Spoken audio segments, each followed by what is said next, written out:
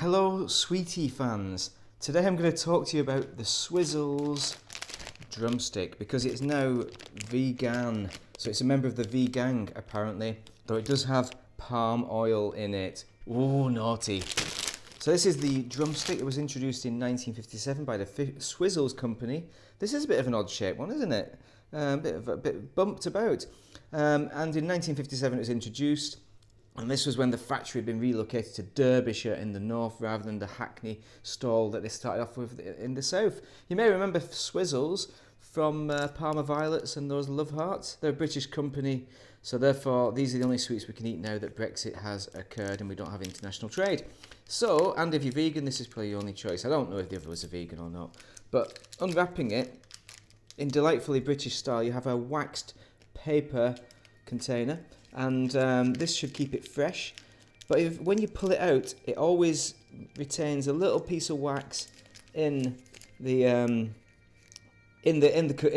stick itself. This doesn't seem to have done that annoyingly, like it normally has a big waft of it sticking out.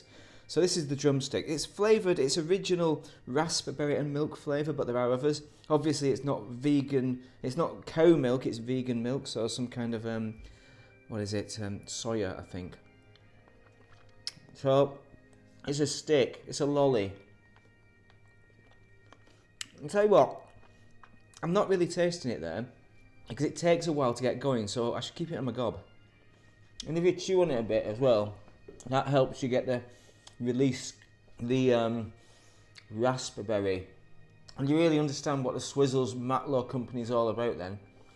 When those raspberry hits hit you like that, raspberries, bloody hell. I mean, we can say it in a northern accent because they are northern now, they're not Londoners anymore. They've all become acclimatised to the north. The Swizzels, the Mr. and Ms. Swizzels who run the company and have owned it since the 1920s or whatever. I don't know who owns it. It's probably an international conglomerate of narcissists own it, I don't know. It's quite. Now we're getting it.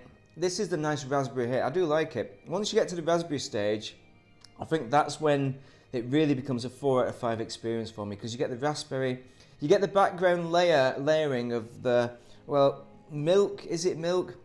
I don't even know if it's nut milk or not. You know, I don't know of any sort. It could be chemicals in a lab, but apparently it's not. Apparently it's all original flavourings. Oh no, it's free from artificial colours, so does that mean anything? It doesn't say it's free from artificial flavours though. Does that mean it is all artificial flavours? Well, it doesn't look like a raspberry to me. It looks like something artificial. I don't know why it's on a stick either. So, I think you can get some squishes or something that aren't on a stick. The stick doesn't make much point.